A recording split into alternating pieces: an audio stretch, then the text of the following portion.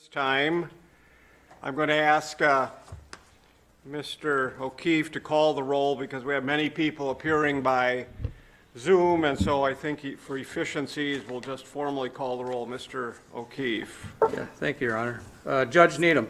Here. Agnes Ring.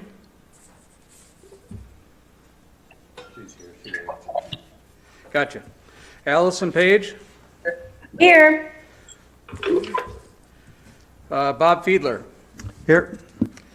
Kurt Thomason is going to be late. Dave Osnes. Dave Peterson. Here. Carl Anderson. Here. Ken Witt. Present. Kate Avalos. Christy Severson. Travis Sartorius. Here. Mark Lemke. Here. Mark Richard.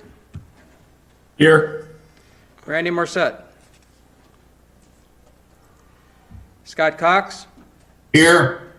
Scott Knutson. Present. Susan Garrity. Here. Thank you. We're good. We have a quorum, and again, thank you to everyone for your conscientious efforts associated with this important body. Just to alert everyone, I have a jury that we started yesterday. We thought we'd be done yesterday, but we weren't. And so I've asked Ms. Avalos at about 9:15, if we're not done with the meeting, she'll take over chairing, so I will absent myself to complete those responsibilities. The minutes from our January 14 meeting were included in your materials. First, are there any additions, corrections, or deletions to those minutes? This is Agnes. I was at the meeting. I was on by phone. Thank you, Ms. Ring, and we'll note that you were present. Any other additions or corrections? Hearing none, is there a motion to approve as submitted?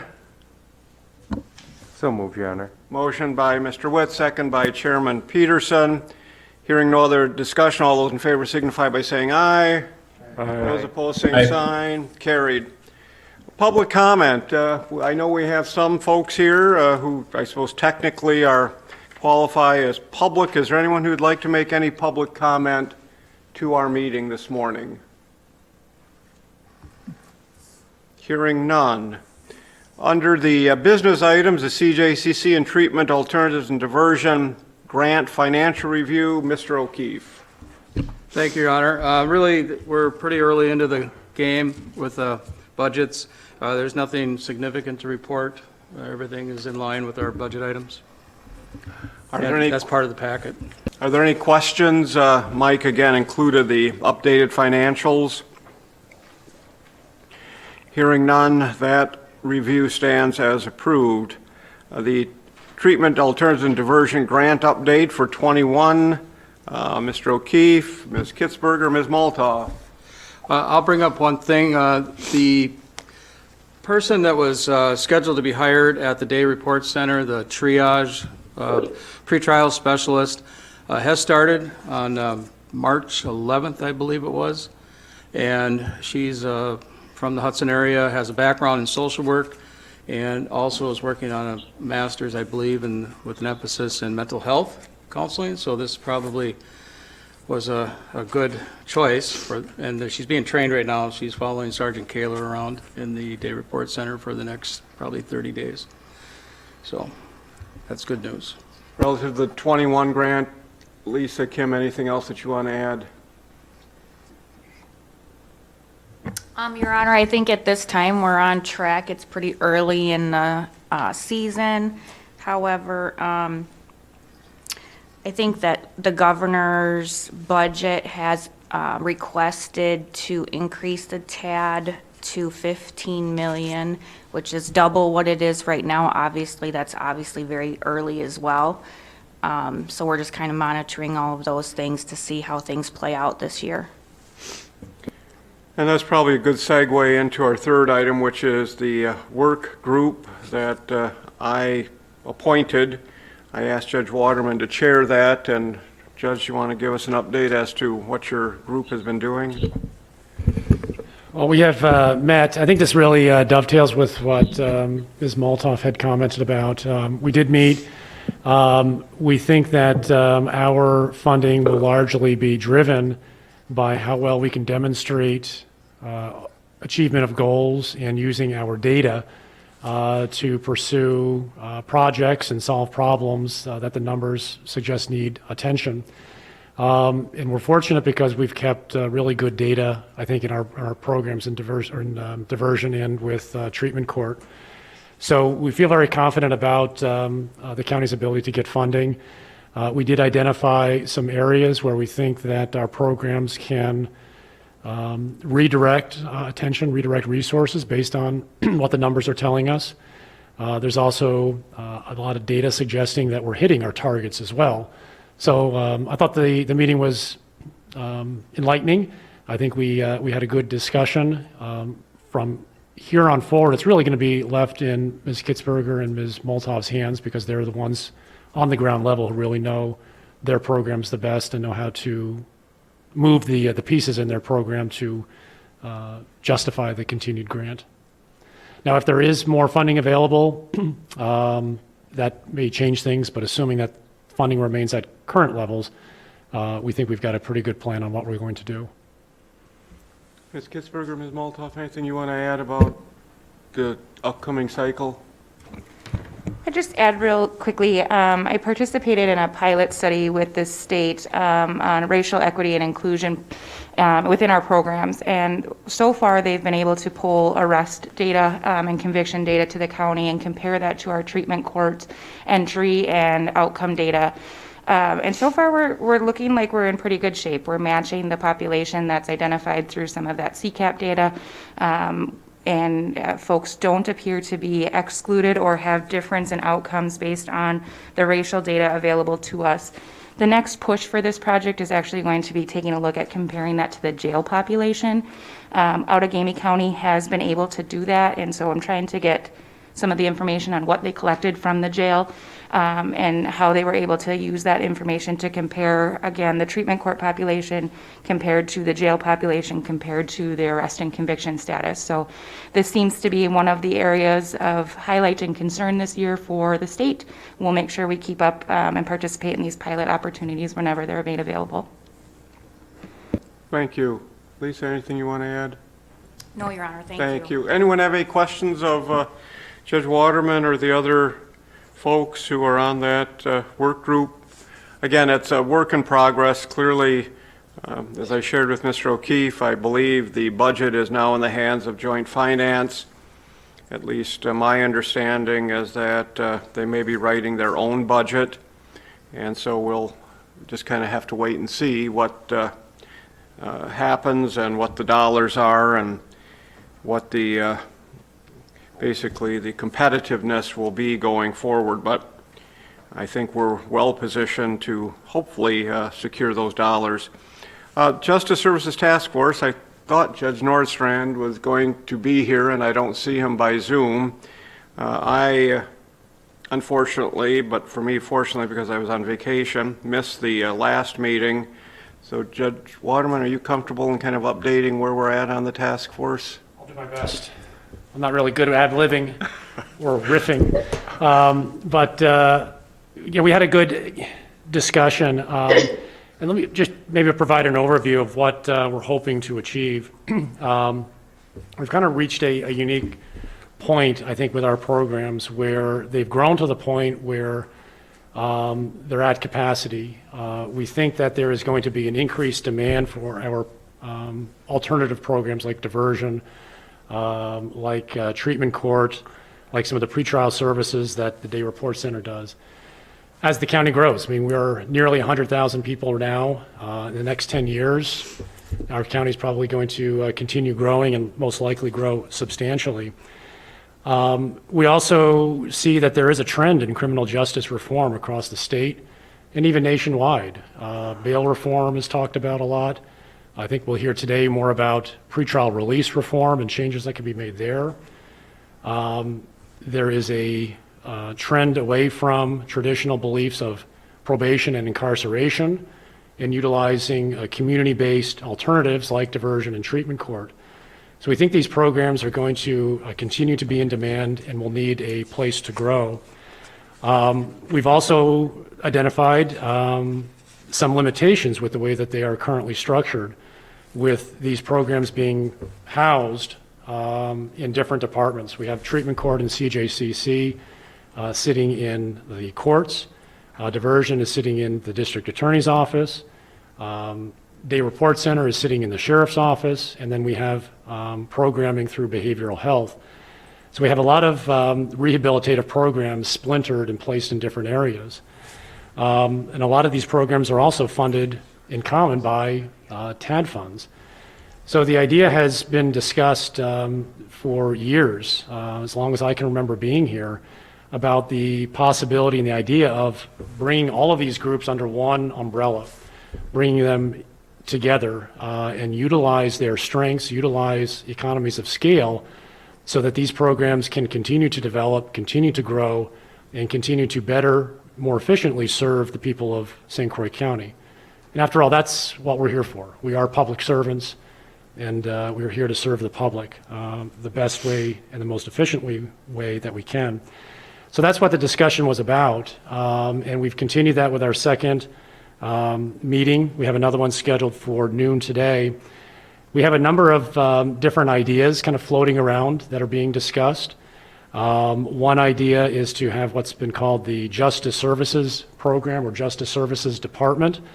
That would be like an independent department within the county that could house and manage and fund all of these different programs.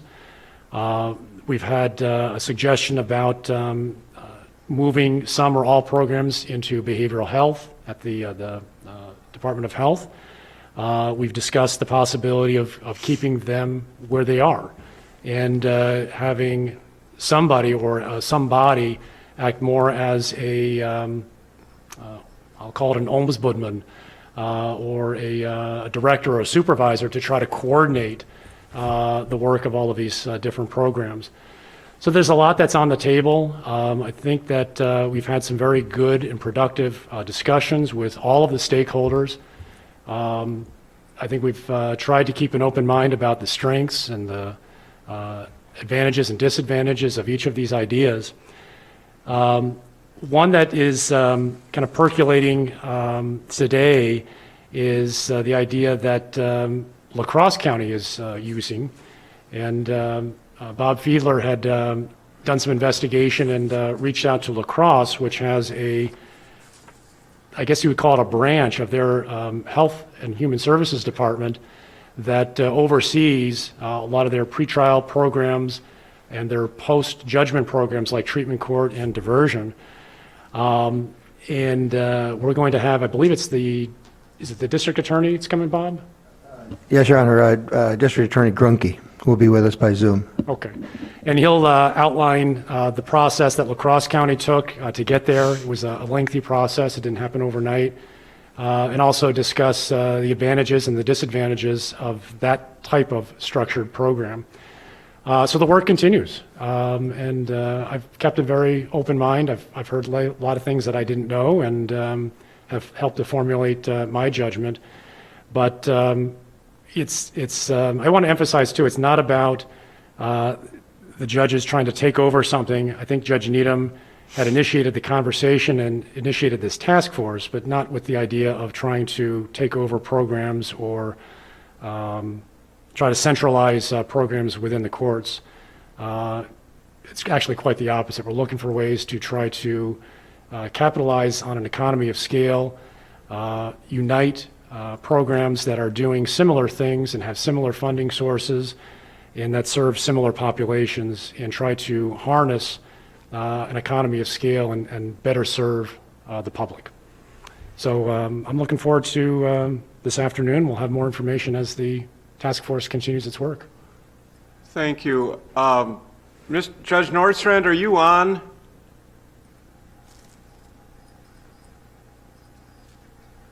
Yes, I am here. All right. Welcome. I didn't mean to ignore you, but you're portrait didn't show up on the screen, so Judge Waterman kind of filled in some of the blanks, obviously. Is there anything you want to add as chairman of that task force? No, I think that Judge Waterman did an excellent job, probably better than I could have done. So I was very impressed with the off-the-cuff remarks. So I think that's a good summary, and we continue to have open minds as we look towards ways of providing justice services in a better way to everyone in the county. Thank you. And I know Supervisor Fiedler, Mr. Witt, others, the sheriff are on that task force. Anything that any of you would want to add who sits on the task force? And Mr. Anderson, I know, is by Zoom as well. Okay. Nothing from me. Thank you. As I said, and as Judge Waterman said, you know, I asked the task force to look at this. I take no ownership in it because I really think this is something that will benefit the county, benefit the justice system in total, and certainly everyone keeping an open mind, everyone looking at this not as a sprint, but more maybe as a marathon. We may not get there within the next month, we may not get there within the next 5 years, but as long as we're moving in a direction, I think that will serve all of our populations very well. Anyone have any questions about the work of the task force? Seeing none, that's a good segue into our next presentation by Rhonda Frank-Lauren, who is with the Office of Court Operation, Director of State Courts Office in Madison. She's appearing by Zoom, had thought maybe she would make her trip up here, as I understand she has a child who is at the U of M, but decided to stay in warm and balmy Madison, where things are always good. So with that said, Ms. Frank-Lauren, what can you tell us about pretrial programming and what's happening in the director's office? All right. Well, first off, I'm wondering, can I screen share? Do I have permission to screen share? The answer is yes. Okay. Oh, it says host disabled, participant screen sharing.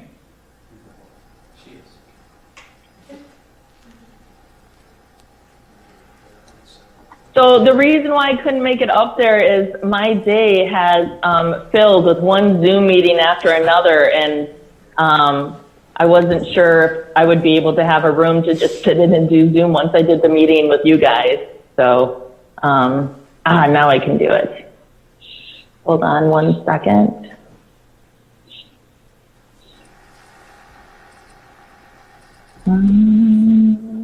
Which screen am I? I'm not seeing the right screen. 1 minute. That screen too.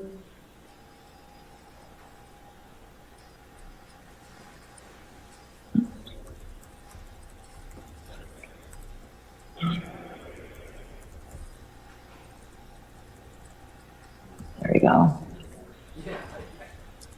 I apologize. This worked great yesterday, so all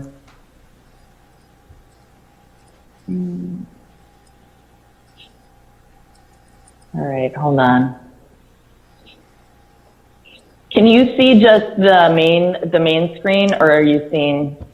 We can see what you're trying to share with us. Okay.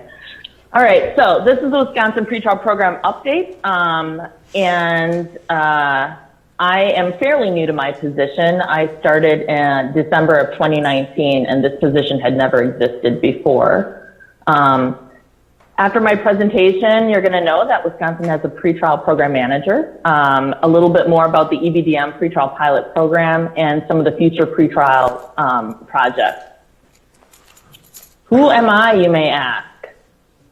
Well, I am the pretrial program manager. I have a law degree. I graduated from the University of Wisconsin Law School, and I also graduated from their undergrad, so I'm a double badger.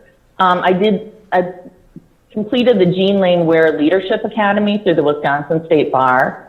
I am a certified pretrial services professional with honors in pretrial release from the National Association of Pretrial Services Agency, also known as NAPSA.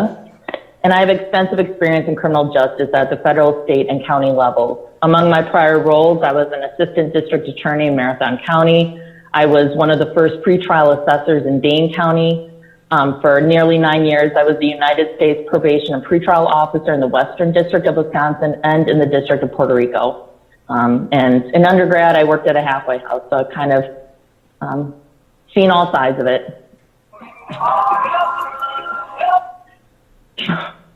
I don't know if you can hear that, but I had to help me Rhonda song just to, have you guys remember it's Rhonda that's the pretrial program manager. I'm sure Mr. O'Keefe will share my contact information with you guys afterwards. So in the fall, I had conducted a pretrial survey on Wisconsin counties. Pretrial is county by county funded, and different services have been, developed. Some counties don't really have a formal pretrial system at all. And so I had a 64% response rate to my survey, which I thought was pretty good, but that still leaves a lot of counties, that I don't know what kind of services they have. 19 counties say that they offer pretrial services in some capacity. I'm hoping that this fall, when I do the survey again, I'll have a higher response rate, and hopefully I'll word the questions differently to find out more information. I did create a report, and if you guys are interested in the report, I think I shared it with Mr. O'Keefe in the fall. He may have the copy, and if not, reach out to me and I'll share a copy with you. First, a little background before we dive too deeply into what pretrial is going on. Wisconsin was one of the states chosen to participate in the National Institute of Corrections EBDM initiative. And that's kind of how your local CJCC may have formed out of. You may have already had the CJCC, but if you didn't, it was probably formed in response to the EBDM initiative.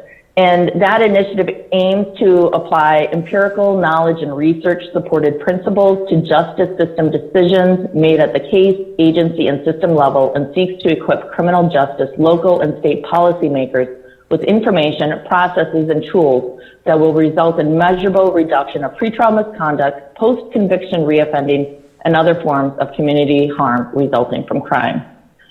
So change targets were identified by the statewide CJCC, and that was established in April of 2012. And the mission of the state CJCC is to promote and facilitate the implementation of effective criminal justice policies and practices that maximize justice and the safety of the public. It's chaired by the Attorney General, Josh Call, and the Department of Corrections Secretary, Kevin Carr. So change targets are identified. Pretrial justice was one of them. You may already know this, that research has demonstrated that detaining low and moderate risk defendants in jail for even short periods of time, such as 2 to 3 days, can increase their risk for misconduct, both short and long term. And defendants detained pretrial are more likely to be convicted and to receive longer sentences than the pretrial defendants who are not detained. The likelihood of being sentenced to jail or prison for longer periods of time is more pronounced for the low-risk defendants who are detained pretrial. And conversely, releasing high-risk defendants without assessment or supervision, that can also be a public safety concern. Wisconsin defines bail as the monetary conditions of release. The purpose of bail is to assure court appearance, public safety, and prevention of intimidation of witnesses. Many states don't have that sort of third leg to it. Monetary conditions of release may only be imposed upon a finding by the court that there is a reasonable basis to believe that bail is necessary to assure appearance in court. So in determining whether conditions of release are appropriate, the judge shall first consider the likelihood of the defendant appearing for trial if released on, his or her own recognizance. Many people are successful on pretrial. Studies have shown that time and time again. And there was a recent study done I think it was down in Chicago with COVID, because many people had been released from jail that maybe would not have been pre-trial, pre-COVID, and they did not see an increase in criminal conduct by those who had been released. So after pretrial justice was identified as a change target, what came next? Well, it was the pretrial pilot program. Through this pilot, we have been working in collaboration with our local EBDM sites to target changes to pretrial release and supervision decisions and processes to address the driver of the corrections population, while continuing to emphasize the importance of public safety. And you may be familiar with the term about the 3 M's with pretrial, and the 3 M's are maximizing public safety, maximizing court appearance, and maximizing pretrial release. And ever since all of the different protests in the summer, I've heard people add a 4th M about maximizing racial justice. So the focus of the pilot is to explore moving from a charge and money-based system of release and detention to a risk-informed decision or risk-informed system that promotes public safety with less reliance on cash, bond, and pretrial detention. And we are guided by EBDM principles from the National Institute of Corrections, the essential elements, the NIC measuring what matters, and NAPSA's revised standards of pretrial release.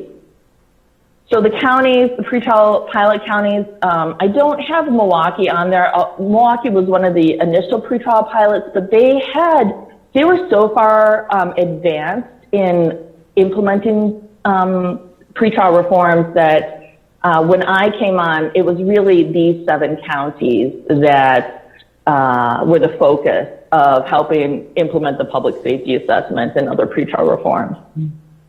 So it sounds like you've got great communication with many of our pilot counties.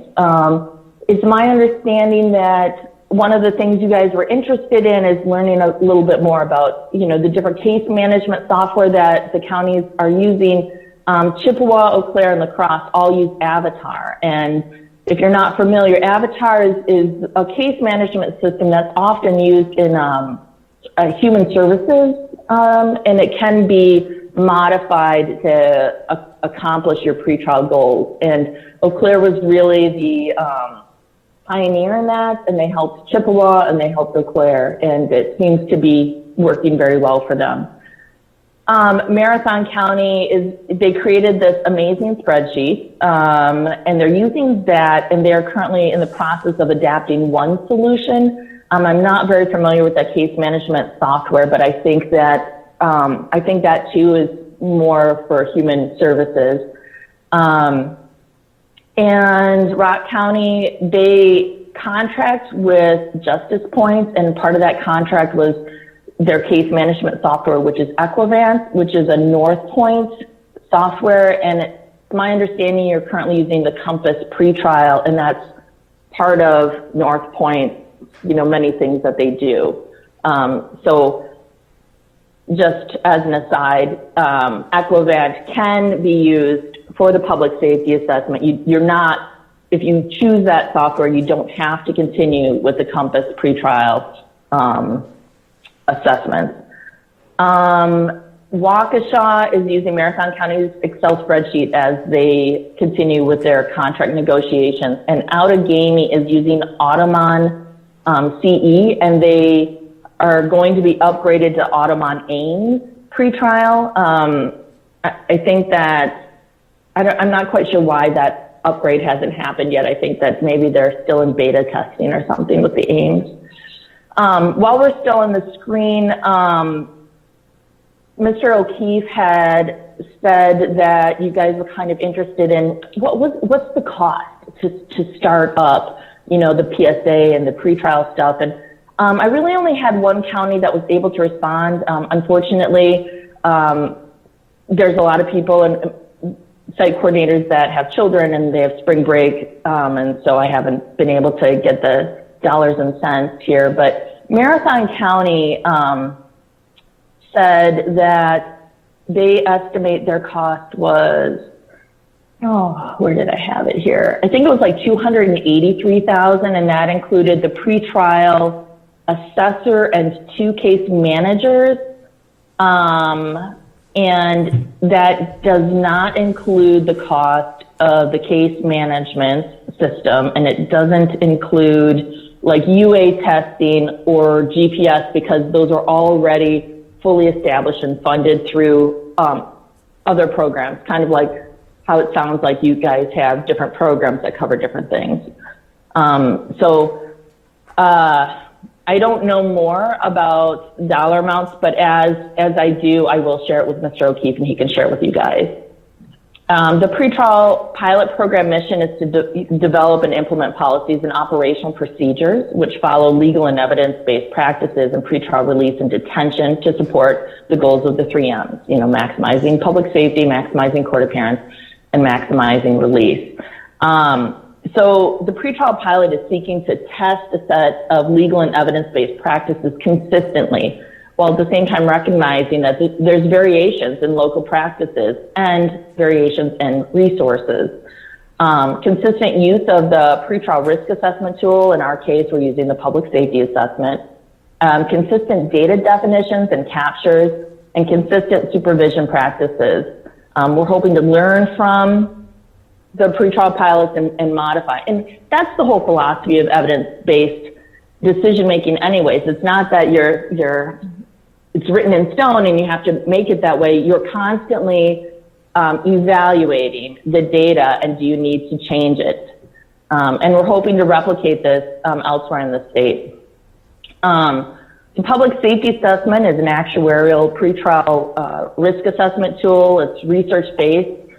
Factors predict pretrial success or failure. The factors are characteristics such as prior convictions that when present indicate an increased likelihood of pretrial failure. Pretrial assessments results along with other information can help inform pretrial decisions. This is not to replace or supplant judicial discretion. This is just like one more tool in your tool belt, one more piece of knowledge. And, you know, for example, maybe somebody is charged with a very violent, horrible crime and made lots of threatening statements and they had no criminal history. They might have a very low risk on their public safety assessment tool, but a judge might factor in everything that was presented at initial appearance saying, well, you're risky, you know, add extra conditions or what have you. The tool never will recommend detention. It's not about that. It's just assessing risk. So let's see. It's meant to be used for all people who are booked into jail. I know that La Crosse is doing their kind of own little research on also applying it for summons in new cases, so the people aren't sitting in jail waiting for their initial appearance. Their initial appearance is out of custody. And it'll be interesting to see how predictive this tool is on out of custody defendants when it was designed to be used for in custody defendants. So using the PSA may lead to more consistent decision making. What makes the PSA unique? Well, Arnold Ventures sought to develop a pretrial assessment that would predict the likelihood of failure to appear and new criminal arrest separately, and predict the likelihood of new violent criminal arrest. It assesses factors that are not dependent upon interviews. It improves the overall accuracy, and it's applicable anywhere in the United States, and it's available without cost. It's the first pretrial risk assessment tool that had all of these characteristics.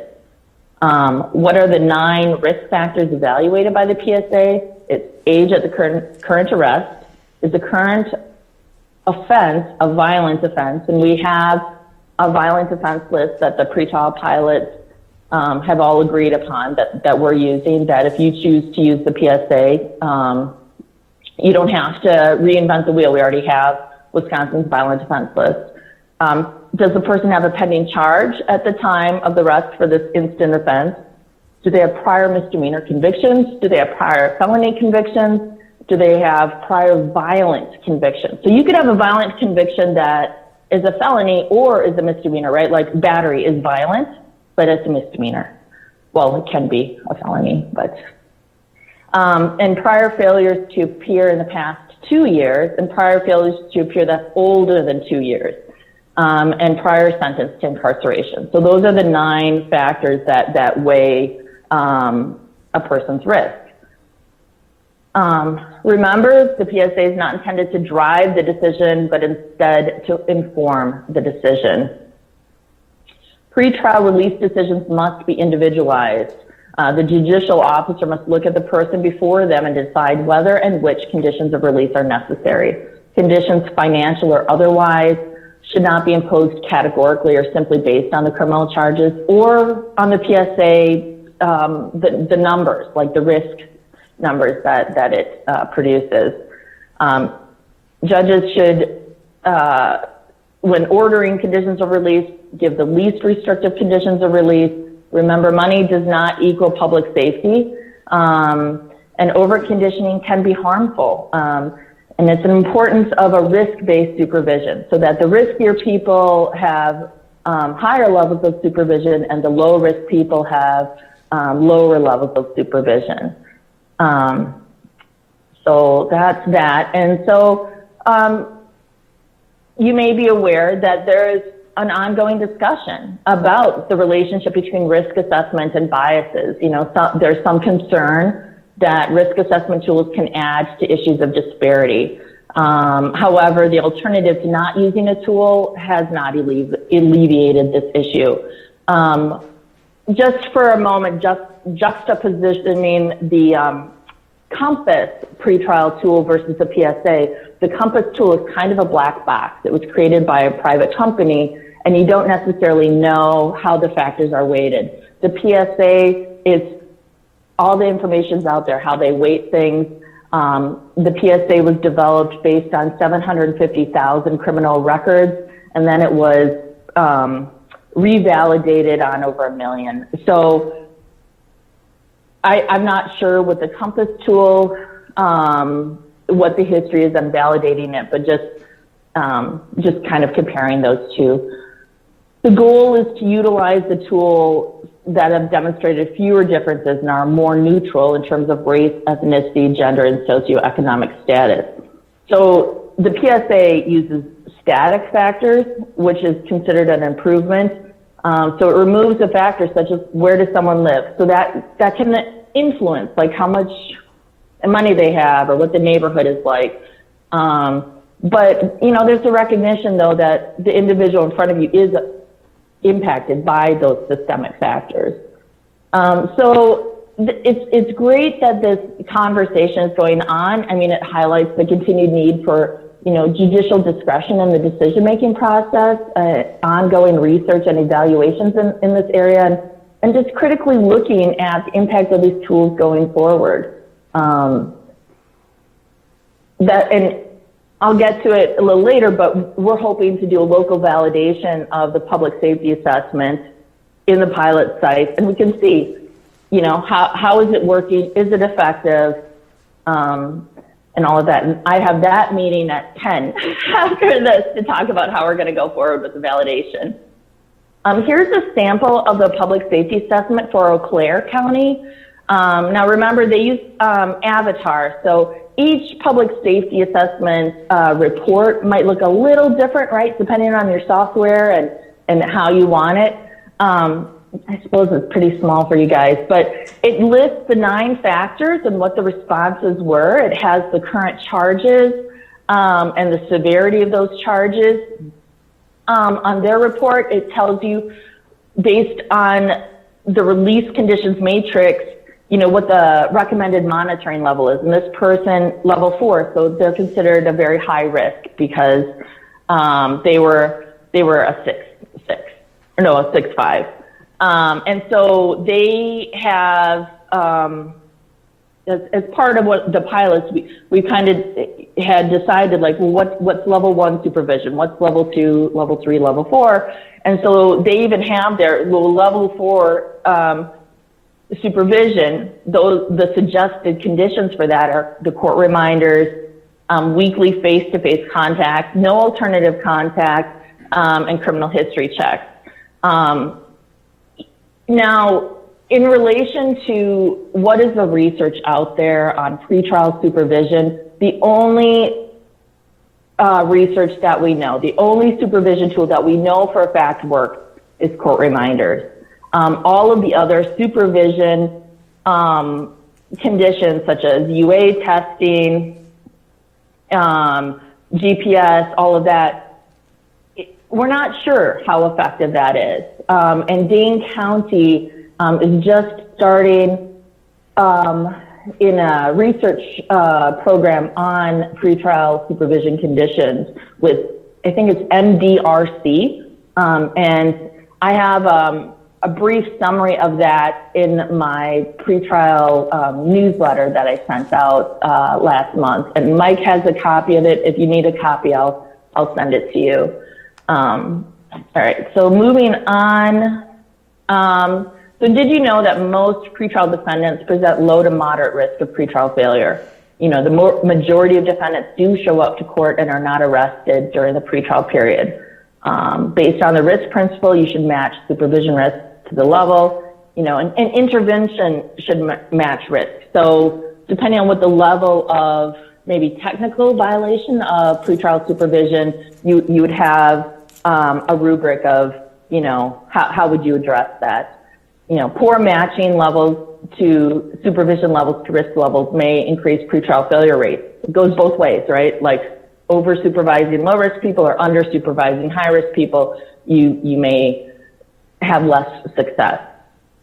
Pretrial pilot updates, all but Marathon County are fully implemented of the PSA. Marathon County has experienced a number of unanticipated events that have slowed down their implementation. You know, one of their judges retired, then that position was filled with the head of the public defender's office, and then COVID kind of hit. So they just have been delayed. They're hoping to be fully live by June 1st. They have been doing a soft launch. They are running the PSA, but it's not like fully launched.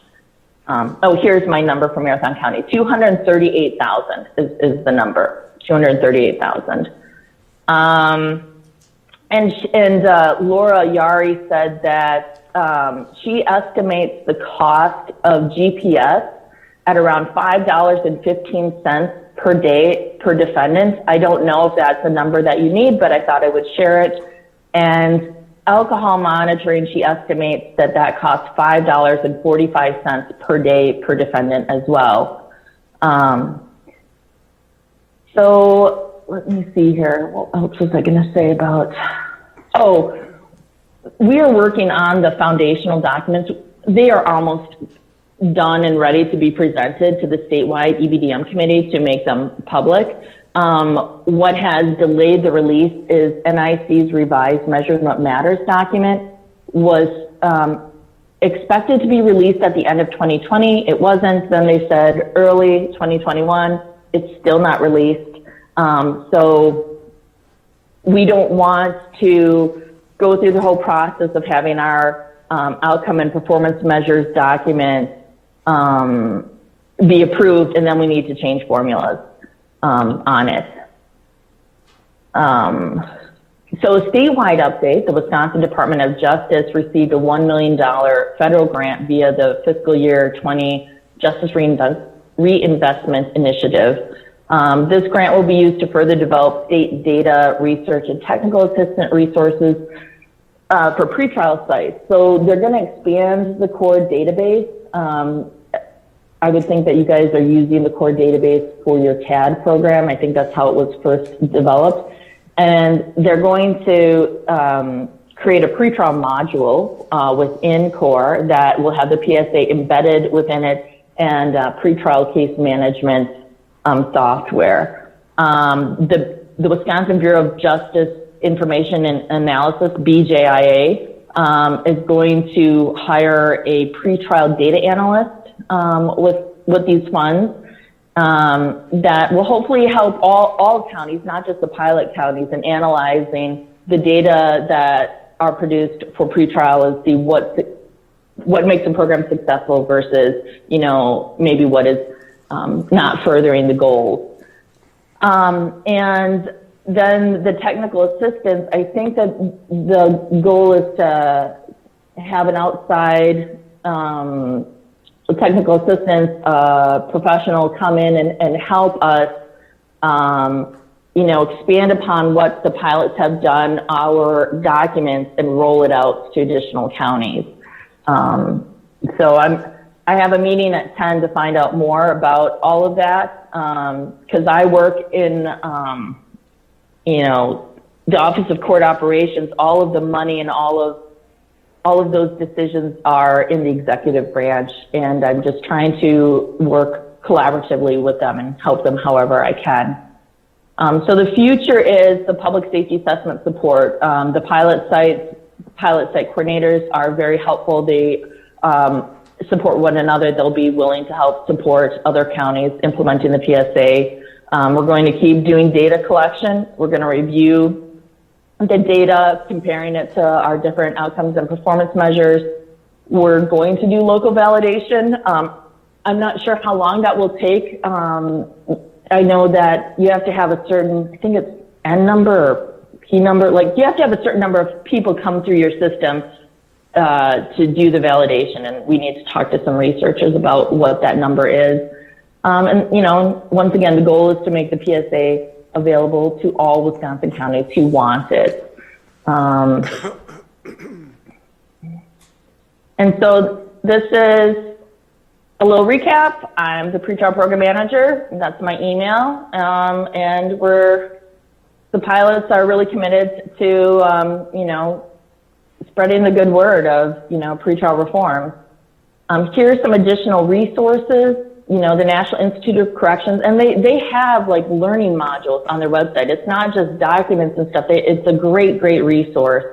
The National Association of Pretrial Services Agency, if you're not aware, they're going to have an online sort of like short annual training session coming up. I think it starts in the end of April. And it's not very expensive. I think it's like $250 to participate. And even if you couldn't attend during the time periods that the presentations are aired, you can watch it at a later time within 3 months of that conference. And APPR is sort of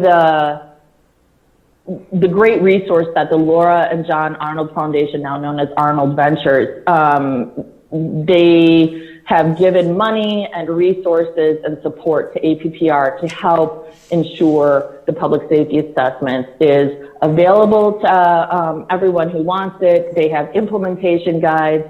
They have a great place. If you've got questions, you can enter your questions on there.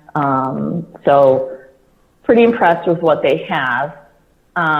This is my favorite quote by Margaret Mead. You guys are a small group of thoughtful, committed citizens, and you're changing the world. You're changing the world in your county, and by you guys making changes, there's a ripple effect. So, thank you. Thank you. Rhonda, this is Judge Needham, and I have a question, more of a comment. I was on the statewide CJCC committee as the chief judge's representative about 4 years ago, and I recall at that time we had these pilot counties, and the PSA was all ready to go, and it was going to be rolled out, and it doesn't sound like we're any further in getting it rolled out than we were 4 years ago. So what is the status and what is the delay in getting this out now that this has been piloted among all these counties? Well, you didn't have a pretrial program manager before, and I started mid-December of 2019, and we had a lot of unanticipated events happen in 2020.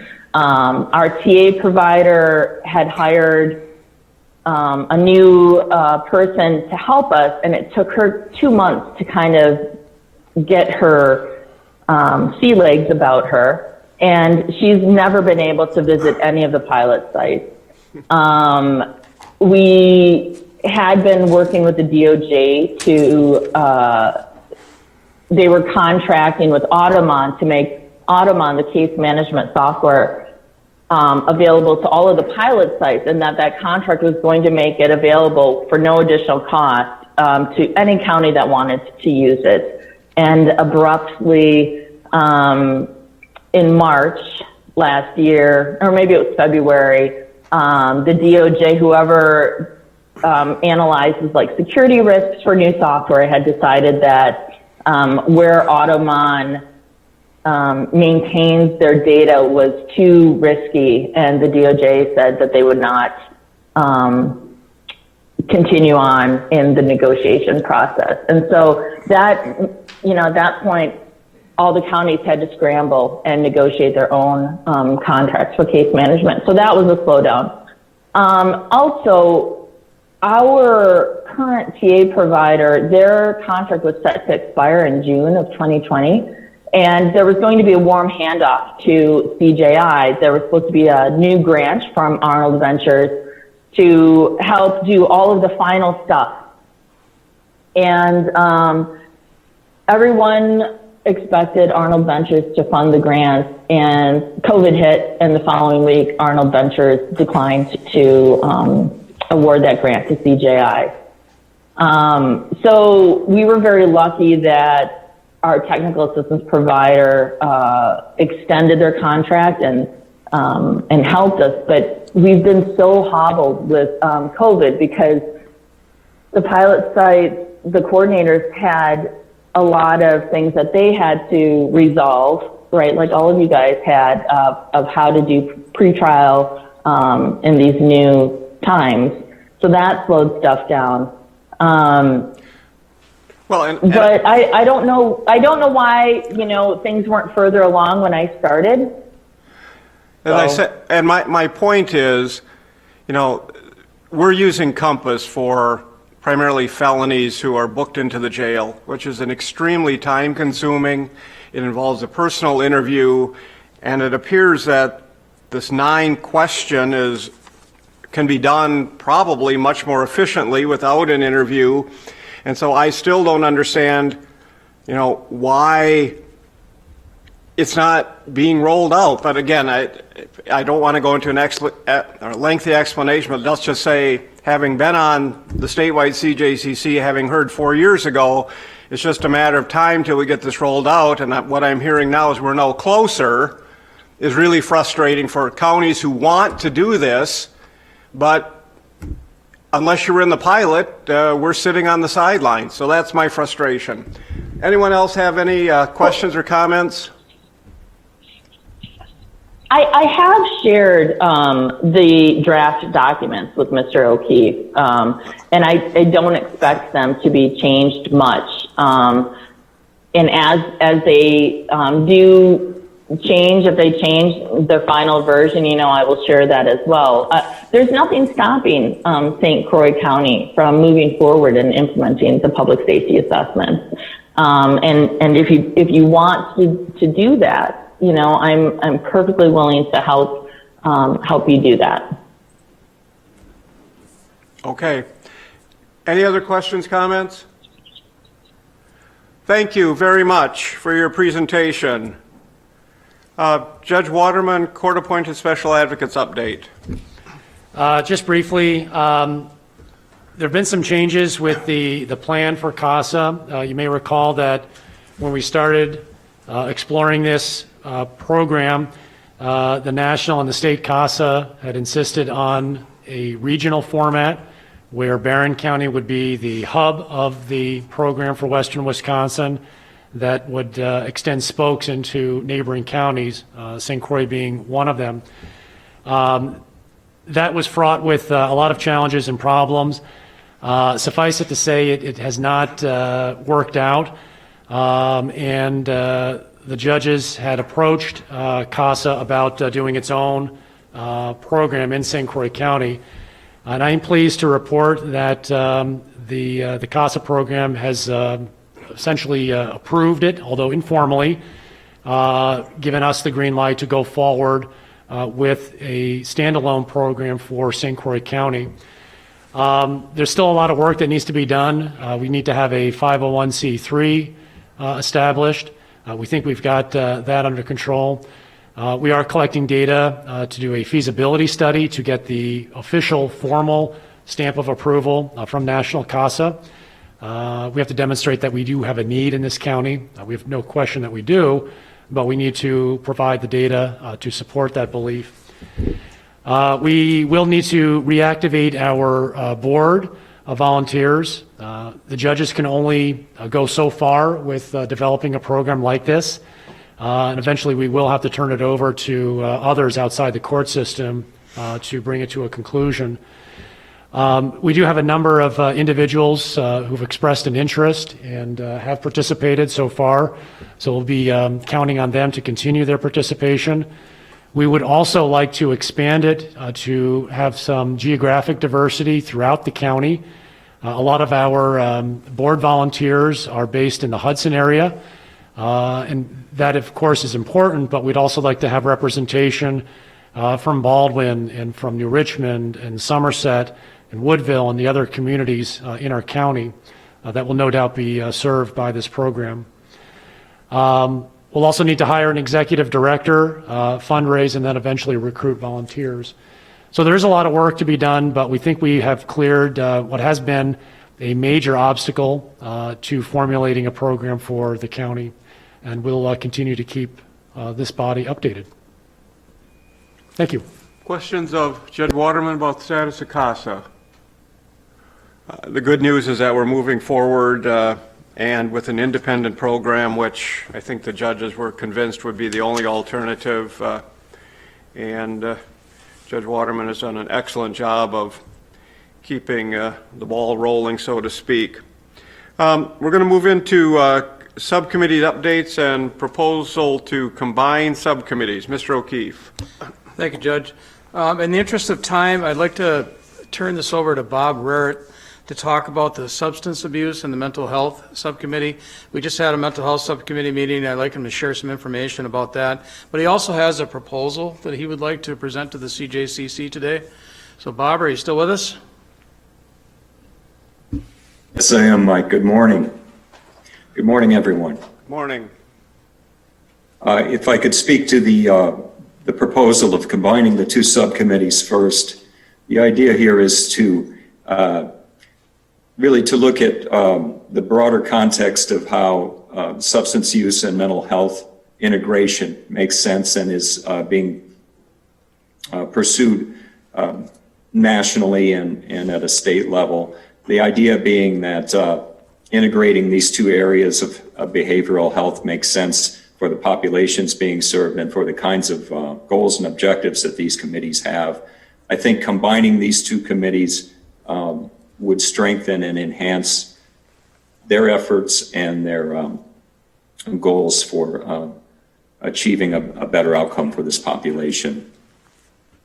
It just fits within a larger strategy, statewide and nationally.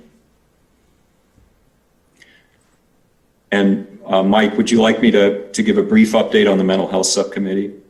Yeah, if you could talk about our meeting with our state legislator, please. Yeah, so at our mental health subcommittee, I believe that was last week, Senator Staffschuld joined us for the first part of that meeting and discussed legislation that's being reviewed right now to expand emergency detention bed capacity in this region of the state. There are two bills, a Senate bill and a companion Assembly bill. It's Senator James, and I'm forgetting the Assembly member's name, who proposed this legislation to expand beds in the Eau Claire area by, I think it's, I'm going by memory, Mike, so forgive me, but I think it's a $15 million expansion effort that was proposed also last year. It died in the session last year. So they're bringing that same legislation forward this year. It seems to have more traction. In the governor's budget, I believe there was $12 million targeting bed expansion for emergency detention beds, but it wasn't specific to a region. So what this legislation does that Senator Staffschultz was discussing is more specific to the Western region and the need here, again, to provide more local access to emergency detention beds for this area, to reduce law enforcement's time in transporting people and to reduce the trauma that people experience when they're handcuffed or transported by the police long distances when they're in mental health crises. And Senator Staffschultz was very supportive of that legislation, and as was the Mental Health Subcommittee. Are there any questions of Mr. Raritt about the committee report? Your Honor, can I interject one thing? Due to COVID-19 and the ability to use Zoom, there's been a request made by some citizens that they would like to participate in some of our subcommittee meetings through Zoom. Not sure how we can handle all of that, but I would recommend maybe possibly if we change the bylaws, leave it up to the chairs of each subcommittee to kind of manage some of that. If there's somebody that has some input, they still can make public comment. That's not a problem. But some want to actually participate. So I'm not exactly sure how to handle that. I think, excuse me, my gut reaction is we'll take it up at executive committee meeting about how we can maybe facilitate that expansion of our access in our subcommittees, as well as who would have voice in some of these other things. But certainly with COVID, we've opened doors now to other opportunities that I think we never dreamed of in the past. I only wish I had stock in Zoom. But with that said, the other thing that Mr. Raritt mentioned was combining the substance abuse and mental health subcommittees into one. And I think, Bob, you suggested behavioral health. And certainly, I think all the judges, law enforcement, anyone else understands that intersection of mental health with substance abuse, and the two are oftentimes, closely connected and tied together, and it makes sense from a number of standpoints to just have that entire subset under one umbrella. So what I would ask for then is a motion to consolidate those two subcommittees into one. It would require then a change in our bylaws as well, and we'll bring that back to the May meeting for formal approval. But if we can get the motion, Ms. Avalos, is there a second? I would move to combine the mental health and substance abuse subcommittees. And second by the chairman, Mr. Peterson. Is there any discussion?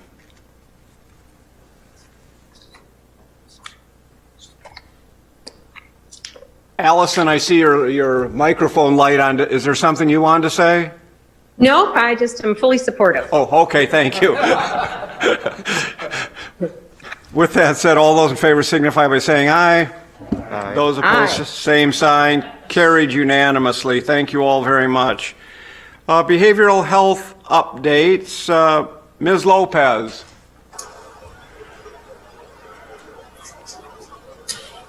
Good morning. Good morning. Am I able to share my screen? I think so. Here we go.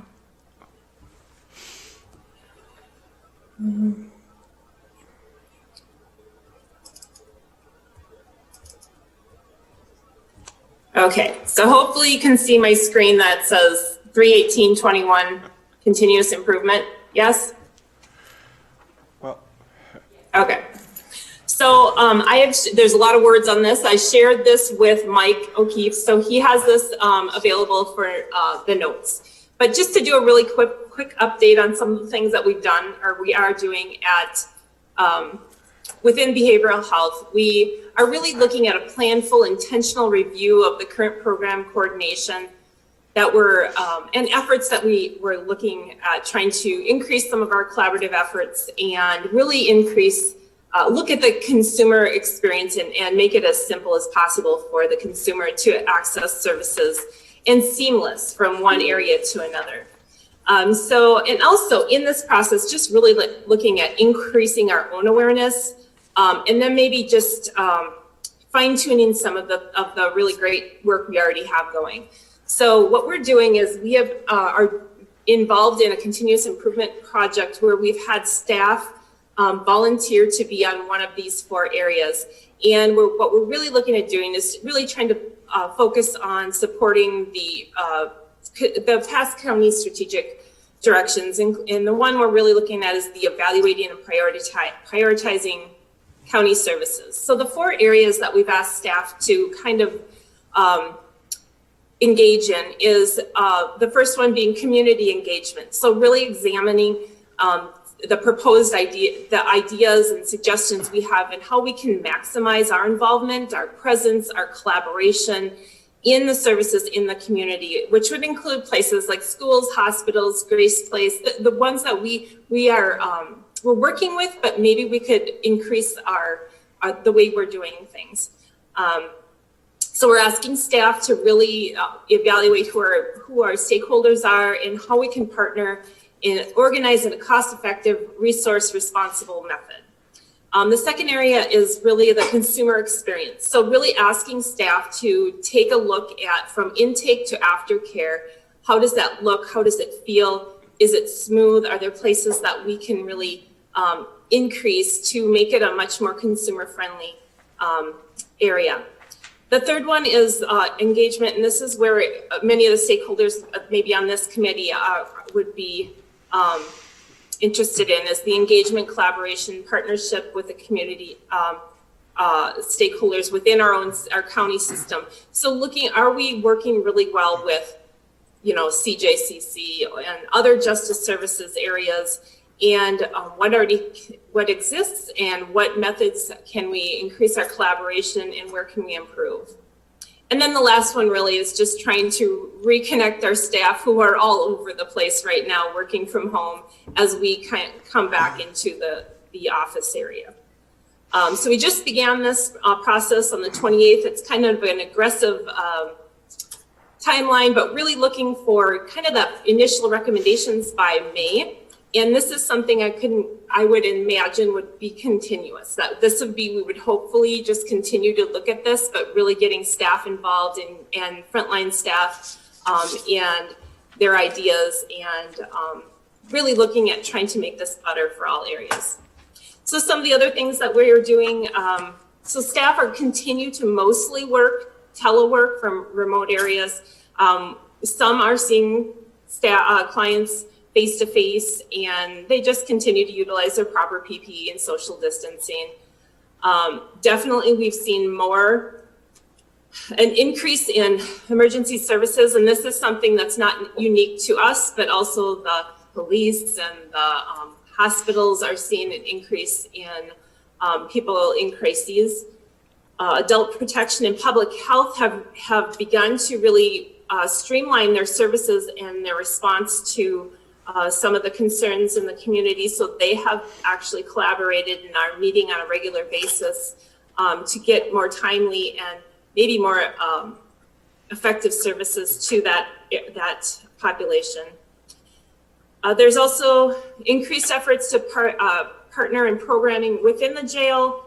And we've had some conversations. I've done some tours, connected with those in participating, the staff who are facilitating, Kim and Lisa, facilitating treatment, court, and diversion, and just really trying to see what we can do better and if there's methods of just service that we can look at what we're doing and just really try to help the process move along.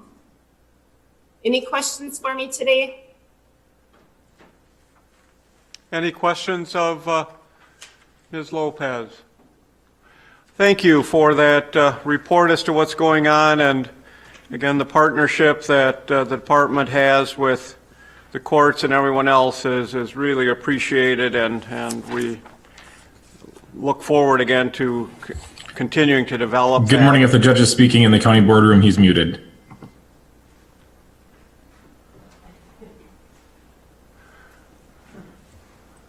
Hold on a second, Your Honor.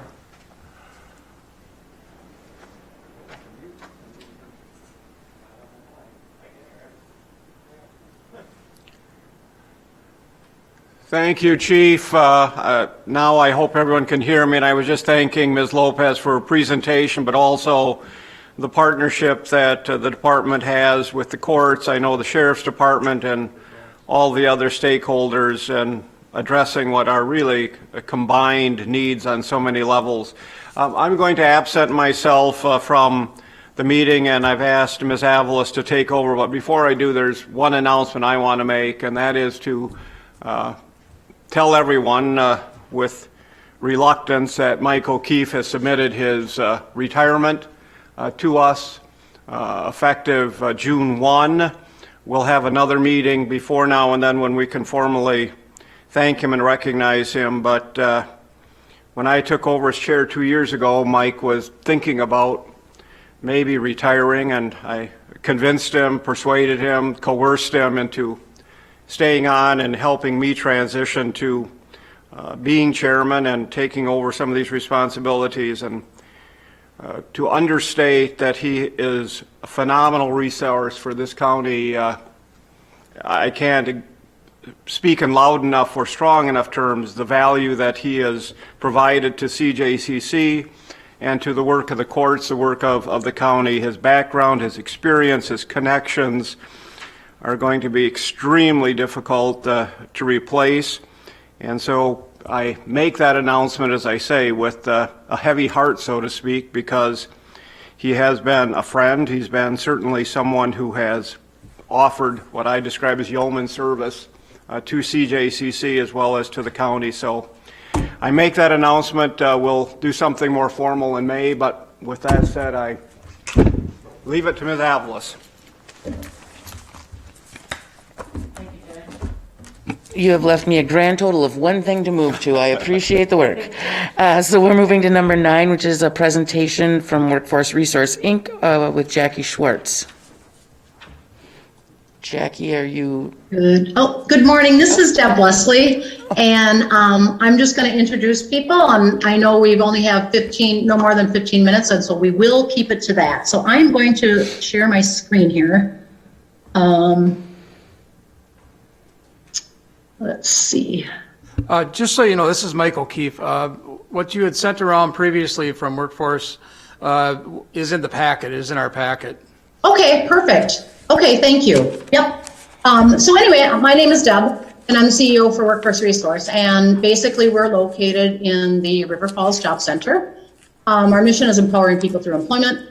You can see our core values. The reason I feel that the services that we offer is relative, we're going to talk today about 2 different opportunities that we have. But as you can see, we have quite a few. We serve quite a few counties and have 7 and 8 federal grants available. And I think this is important because it's a one-stop seamless delivery. So the grants that Jackie and Justin are going to talk about are standalone grants. However, the Food Share W2 or Food Share WIOA, CSEP, Independent Living and Youth Build can provide the wraparound services that that the grants that we're going to talk about may not have. So in other words, these, if we co-enroll in the different services, the individual can have one case manager and then pull from different resources to provide the services needed, such as car repairs, childcare, transportation assistance, and things like that. I thought this is important. I'm going to turn it over now to Justin Arnold, and he'll introduce himself, but he is our Windows to Work. He presents the CBI, the Cognitive Behavioral Intervention in the prisons.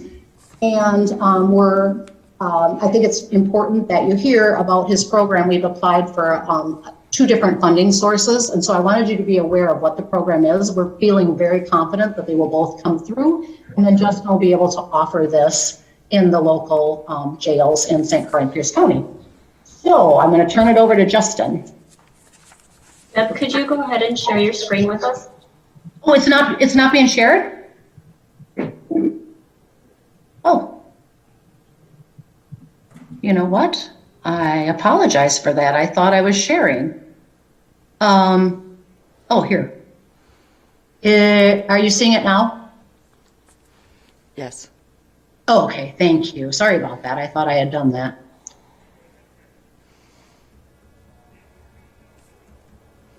There we go. All right. Well, thank you, Deb. You're welcome. So my name is Justin Arnold. Can you hear me okay? Yes, we can. I'm going to take that as a yes. Yeah, thanks. I'm tuning in from the parking lot of Stanley Correctional Institution right now, actually. So my role with our organization is work with the DOC program called Windows to Work. And so we do anything and everything related to job search. But what I want to talk specifically about today is the cognitive behavioral intervention for employability that we provide the customers that we work with in the institutions.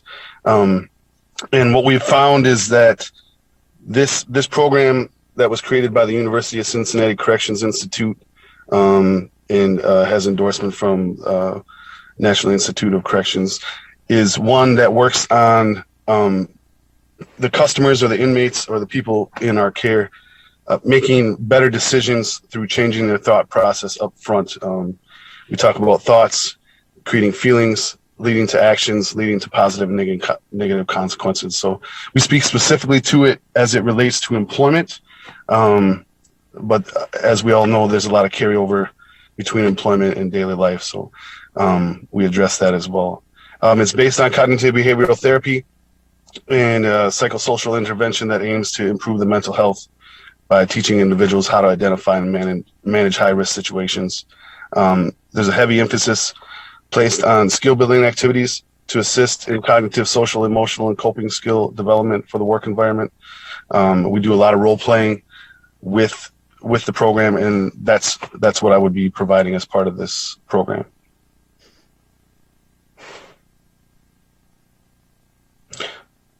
And then I'll speak a little bit to the trauma screening, brief intervention, and referral to assessment too.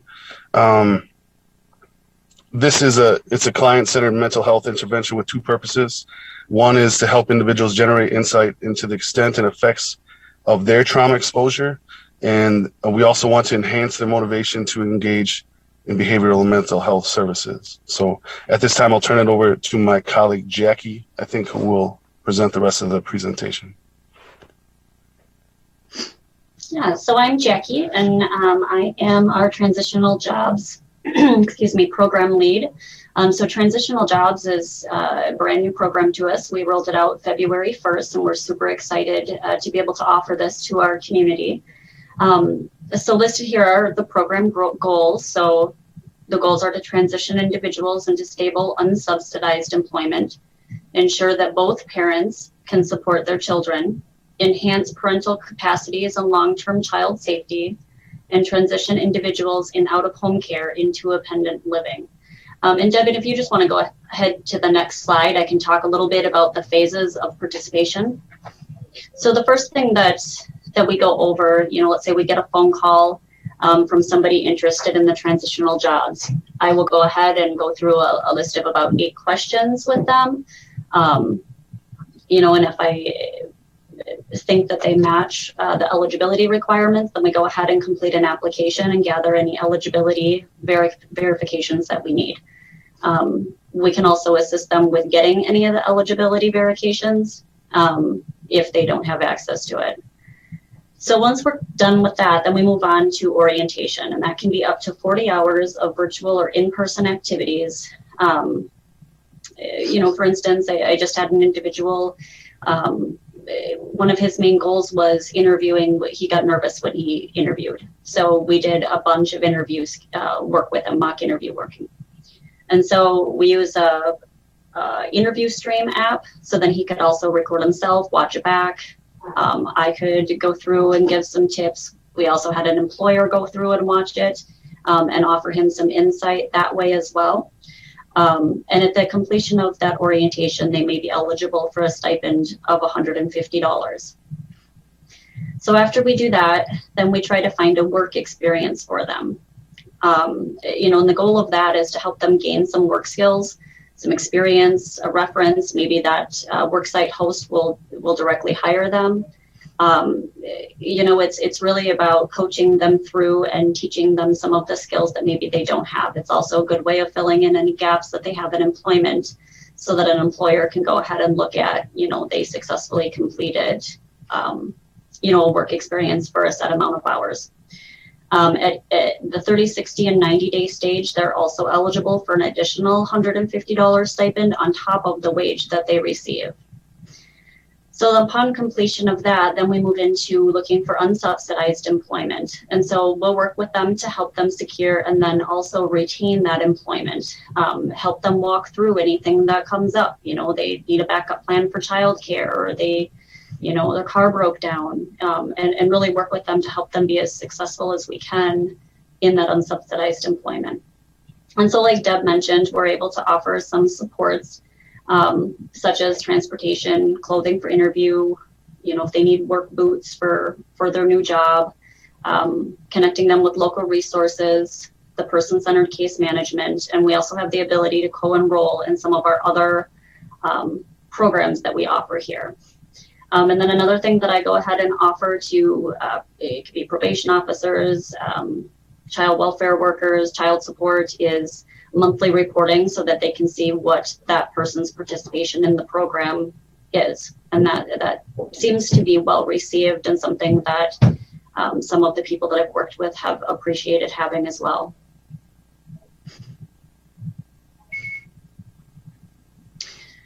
So some of the populations that we're targeting here are the justice involved, individuals who owe child support or have children in the child welfare system. We also can work with the unemployed, low-income young adults 18 to 24 years, and they don't need to have children, as well as the foster population. So unemployed, low-income foster youth 18 to 24 who are currently or were in out-of-home care. And then it goes ahead and lists some of that. Kiddos in foster care, kinship care, independent living facilities, residential care centers, group homes, individuals with the CHIPS or GIPS order, and juvenile delinquency orders.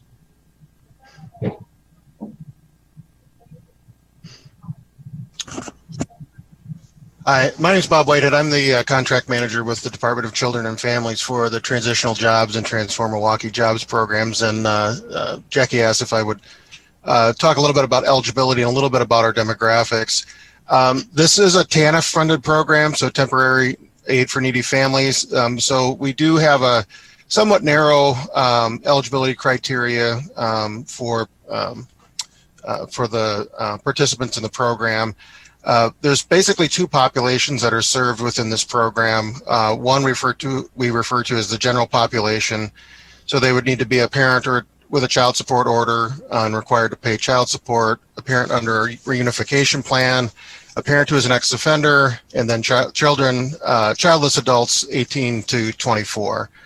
In the foster population, they need to be 18 to 24, and they need to be a person who was in out-of-home care on or after 16. So really their status in out-of-home care, or if they're still under orders, those kinds of things don't matter as long as they meet the criteria of having been in out-of-home care on or after 16. And that definition of out-of-home care was just expanded at the end of 2020 to include those who were under a GIPS order or a juvenile delinquency order. Jackie, or whoever's doing the slide, you can go to the next slide.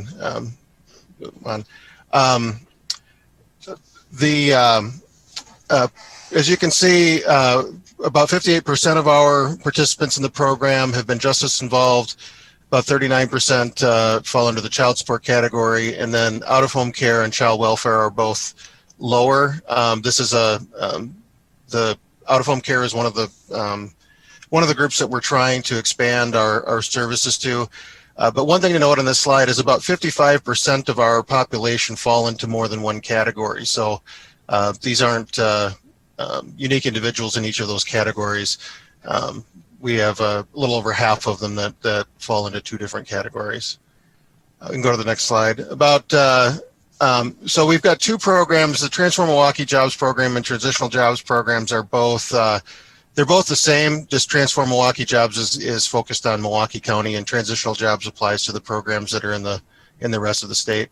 And as you can see, a little over 70% of our population is male, and in the neighborhood of 23 to 29% is female. It's a little bit different mix. We have a little bit higher percentage of males in the Transitional Jobs program, but the percentages are roughly the same. You can go to the next slide. This is one of the things that we're obviously always concentrating on is one of the benefits of having people in the program. Does that equate to them having paid more child support? And this slide is a bit dated, but we feel that this information is still relevant in terms of what it shows. What this shows is the amount of child support paid by a person, or on average, up until the person joins the program. So the green shaded area in the center is when they are in the program. And as you can see, there's an uptick in child support paid during the time the person is in the program. Part of that is due to the case management that's provided. There's a little bit of a focus on the individual and supporting them. And then, as you can see, that there is a drop-off following the exit of the program, but the end result is that the average amount of child support paid still is higher once they exit the program than if they hadn't been in the program. And sort of the feeling is that the reason that there's a drop-off is once they've left the program and are on unsubsidized employment and they're no longer supported, there's a little bit less attention paid. But the overall benefit is that they still end up paying more child support in the long run. Sorry, I knew we were short on time, so I rushed through that. So, yeah, so we'd like to open it up for some questions now, if anybody has any. Hi, this is Mike O'Keefe. I noticed in your what you sent around, you're involved in T-Spurt. The only other agency I know that's actually working with this right now is Agnes Ring, and she had to leave us, but that's the Family Resource Center. Now, that's dredging up trauma issues with some folks, and I'm really totally okay with that, but the connection to services, it says you assist them to get to services, and we have some of our behavioral health staff on board here, so I just like to know how you make that transition or that soft handoff after maybe some people have started talking about some pretty deep trauma issues? I can address that.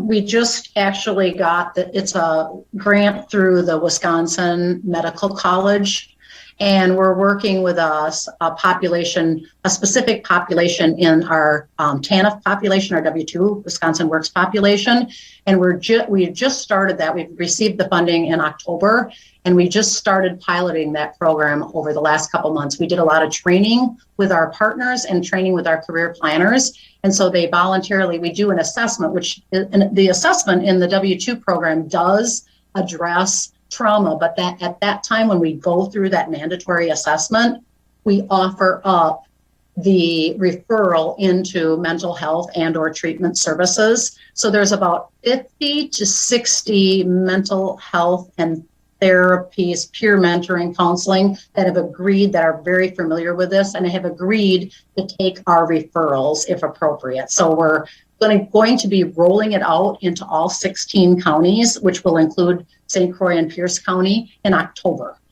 We wanted to make sure that we had a good handle on exactly what you're talking about, to make sure that that was a real soft handoff and that we had things in processes in place. So we're piloting this program in Eau Claire and Ashland counties, and it will roll out to the 16 in October. So I would rather make sure that many of the individuals we serve have experienced trauma, and I'm sure obviously they have if they're in jail, and the COVID has also added another layer of trauma and potentially unemployment. So we're making sure that we have all the elements necessary and that we've got a good program before we roll it out to all counties. But we will definitely keep everybody abreast of that when that is rolled out into all 16 counties. Thank you. You bet. Does anyone else have any questions for Leslie?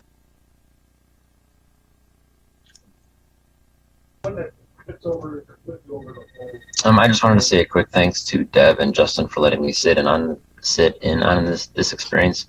I'm the intern at the Eau Claire Office for Workforce Resource, and thanks again.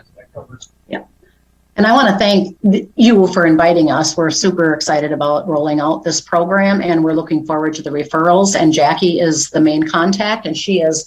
And the beauty of this, as I mentioned, and you probably didn't see the first screen, so I apologize for that, but we do have 7 federal grants that allow us to support these individuals with the wraparound services. And the beauty of this is Jackie is your contact, and Jackie will ensure that the individuals that we're serving through Transitional Jobs get the resources necessary through the co-enrollment into our other programs. So it really truly is a one-stop.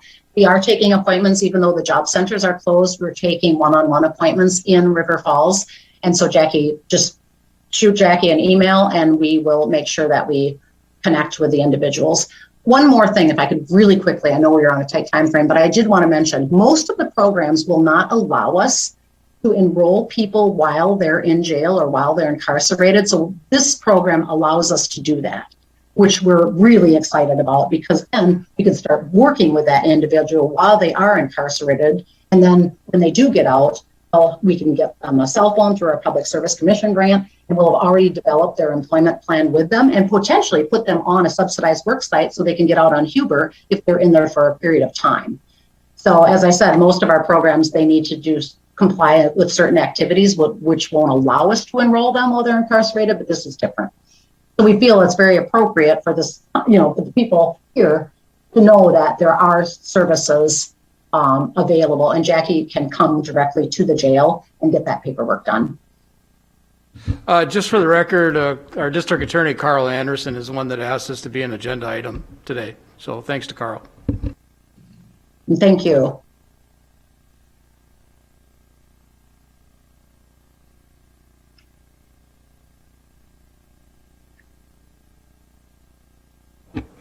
There we go. All right. Well, thank all 3 of you. Any other questions for any of them? Okay, hearing none, I would request any future agenda items.